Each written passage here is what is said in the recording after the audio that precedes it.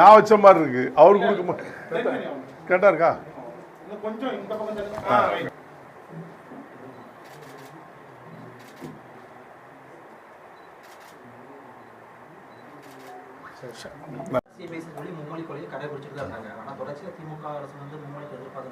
நான் முன்னால் மும்மொழி கொள்கையை ஆதரிக்கிறோம்னு சொல்றேன். தமிழக மக்கள் முன்னேற்ற கழகம் மும்மொழி கொள்கையை ஆதரிக்கிறது. காரணம் வந்து திமுக வைத்திருக்கிற கல்லூரிகள் சிபிஎஸ்சி கல்லூரியில் ஃபுல்லாகவே தேர்ட் லாங்குவேஜ் ஹிந்தி மஸ்ட்.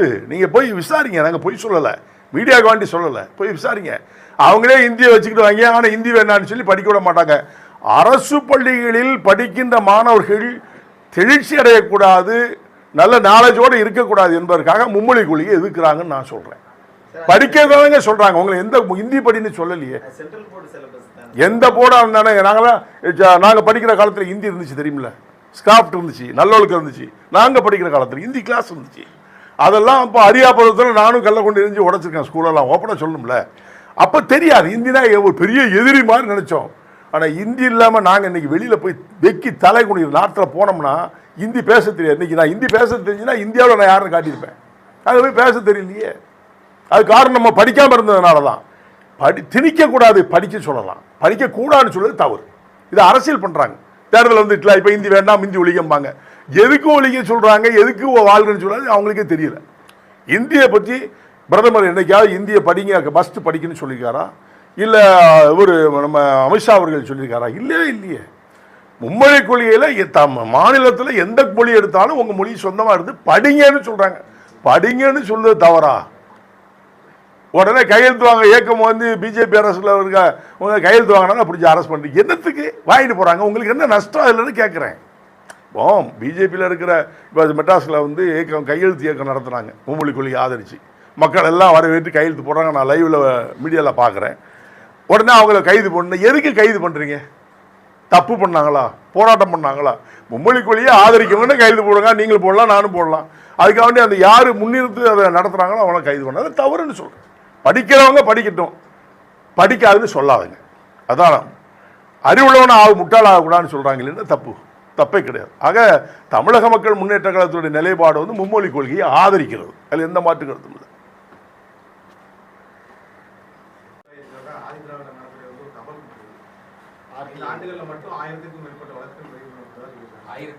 பதிவு பண்ணியிருக்க 1095 வழக்குகள் வந்து வன்கொடுமை சட்டத்தின் கீழ் பதிவு பண்ணதாக சொல்றாங்க. இல்ல இழப்பீடு கொடுத்துருக்காங்க, இல்லைன்னு சொல்லல. என்ன பிரயோஜனம்? வழக்கு போட்டு என்ன பிரயோஜனம்? வன்கொடுமை செய்தவன் யாருன்னு தெரிஞ்சு கண்டுபிடிச்சு எங்கேயாவது ஒரு கோர்ட்டில் தண்டனை வாங்கி கொடுத்துருக்காங்களா சொல்லுங்க, நான் கேட்குறேன். வன்கொடுமை அந்த செத்து போனவன் குடும்பத்துக்கு 7 லட்சம் 10 லட்சம் கொடுத்துட்டா அந்த உயிர் வந்துருமா? யாரால் வன்கொடுமை செய்யப்படுகின்றார்களோ அந்த சட்டம் என்ன செஞ்சுன்னா என்னுடைய கேள்வி. அப்போ வழக்கு போடுறது மாதிரி போட்டுட்டு அவனை ரிலீஸ் பண்ணுறதுக்காக வேண்டி பணம் கொடுக்கீங்களா?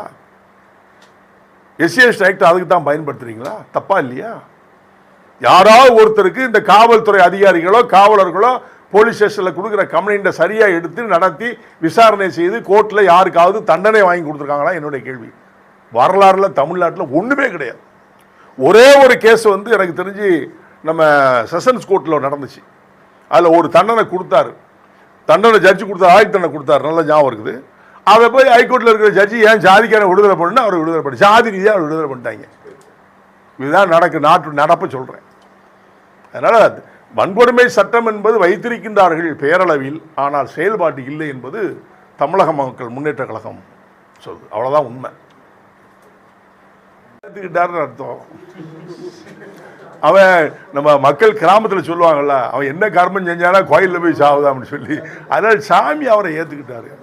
பாதுகாப்பு வந்து தவறாக இருக்குன்னு சொல்கிறேன். இப்போ கூட்ட நெரிசல் வரும்போது காவல்துறை முறையாக இப்போ வந்து ஒரு மந்திரி வந்தாங்கன்னா ஒரு அதிகாரிகள் வந்தாங்கன்னா எவ்வளோ போலீஸ் ப்ரொடெக்ஷன் கொடுத்து அவனை பாதுகாக்கிறீங்க? பல லட்சம் பேர் கூடுற திருச்செந்தூர் ராமேஸ்வரத்தில் பல லட்சம் பேர் இருக்காங்க.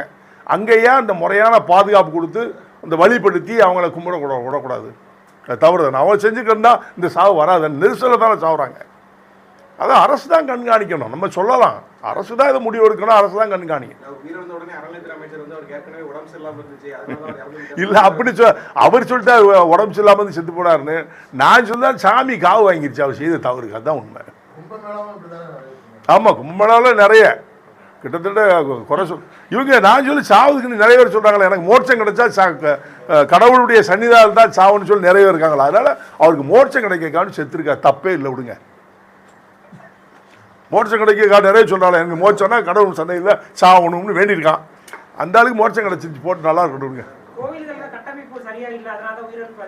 கோயிலுடைய கட்டமைப்பு சரியா இருக்குது, அது வழிநடத்தி செல்வது தவறு, சரியா இல்லை. கட்டமைப்பு சரியா இருக்குது, அதை வழிநடத்தி செல்கின்ற அதிகாரிகள் சரியா பண்ணலன்னு தான் சொல்ல முடியும். ஆமா, கண்டிப்பா அது ஒரு முக்கிய காரணம். பல லட்சம் பேர் கூடுறானா, அதுக்கு தகுந்த மாதிரி பாதுகாப்பு கொடுத்து, அதுக்கு தகுந்த மாதிரி வழி போட்டு, அதனால ஒன்வே போட்டு அப்படி போயிட்டு இப்படி வேணா அங்கதான் விஐபி தரிசனம் சொல்லிட்டு அவன் ஒரு 100 பேரை கூட்டிட்டு போறான். அதுக்கு சாமியார் காசு வாங்கிட்டு உள்ள போய் ஆட்டி மக்களை ஏமாத்திருக்கான். தப்பா இல்லையா? ஏழையும் ஒன்றுதான் பணக்காரன் ஒன்றுதான் கோயில் சன்னிதானத்தில். அங்க எப்படி நடக்கு நீங்களே சொல்லுங்க. சகோதரர் சேகர் பாபு சொல்றாரு, இல்லைன்னு சொல்லுங்க பார்ப்போம். அவர் போன் பண்ணி ஏசி கமிஷனர் போய் என் சொந்தக்கார வாரான், என் நண்பர் வாரான், என் கட்சிக்கார வாரான்னு சொல்லலான்னு சொல்லுங்க. முதலமைச்சருடைய அம்மா வந்தாங்கல்ல, அவங்களுடைய ஒய்ஃபு துர்கா ஸ்டாலின் அவர்கள் வரும்போது எவ்வளோ பாதுகாப்பு, எவ்வளோ மக்களெல்லாம் விலக்கிட்டு நீங்கள் கூட்டு போனீங்க. இது நியாயமா? எல்லாருக்கும் ஒரே பார்வையில் பாருங்க, சரியா வந்துடும். அப்போ அந்த பாதுகாப்பு அவங்களுக்கு கொடுக்குற பாதுகாப்பு மக்களுக்கு ஏன் கொடுக்கலன்னா என்னுடைய கேள்வி. மக்களுக்கு கொடுங்கன்னு சொல்றேன்.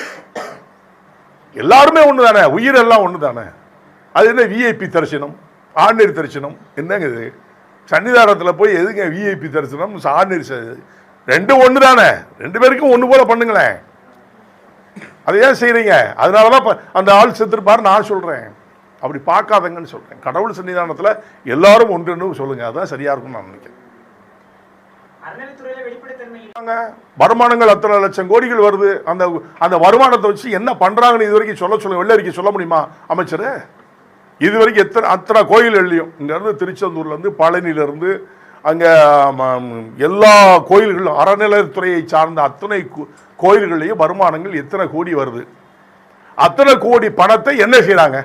கோயிலுக்கு செலவழிக்கிறாங்களா, இல்ல அங்க இருக்கிறாங்கள பூசாரிகள் அவங்களுக்கு கொடுக்குறாங்களா, இல்ல பூசாரிகளுக்காவது வீடுகள் கட்டி கொடுத்து அவங்களை உட்கார வைக்க ஏதாவது செலவழிக்கிறாங்களா? அதாவது அந்த கோயிலை சீர் அமைப்பதற்காக வேண்டி எத்தனை கோடி செலவழிக்காங்க, ஏதாவது அவங்க சொல்றாங்களா? வருமானம் வருது, என்ன செய்யறாங்கன்னு இது வரைக்கும் அவங்க வெள்ளரிக்கை விடவே இல்லை. அமைச்சர் வெள்ளரிக்கை விட சொல்லுங்களேன். ஆமா, உண்மைதான், உபகாரம் தான் அதிகமா கொடுங்க. கோயில் அந்த பணம் என்னாச்சு நான் கேட்கிறேன். கோயிலுக்கு வர்ற உண்டியர் பணம், மக்கள் போடுற பணம், நகை, வெள்ளி நகை, தங்க நகை, வைர நகை, அதெல்லாம் என்ன பதில சொல்ல மாட்டேங்காங்களே. நிறைய பேர் கேட்கறாங்க, நானும் கேட்கிறேன். அது அமைச்சர் தான் சொல்ல, அறத்துல அமைச்சர் சொல்லுங்களேன். அவர் ஒரே வாரத்தில் முடிச்சார், கடவுள் பார்த்துக்குவாருன்னு போயிடுவாரு. சொல்ல மாட்டார்ல, கடவுளே நீங்க தானப்பா, எல்லாத்தையும் அழிட்டு போங்க, மக்களுடைய பணம் தானே. பாவம் சாமி பேரை சொல்லி இப்படி எல்லாம் இருக்கிறாங்களே, அந்த சாமி தான் அவங்களை கேட்கணும், நம்ம என்ன சொல்ல முடியும்?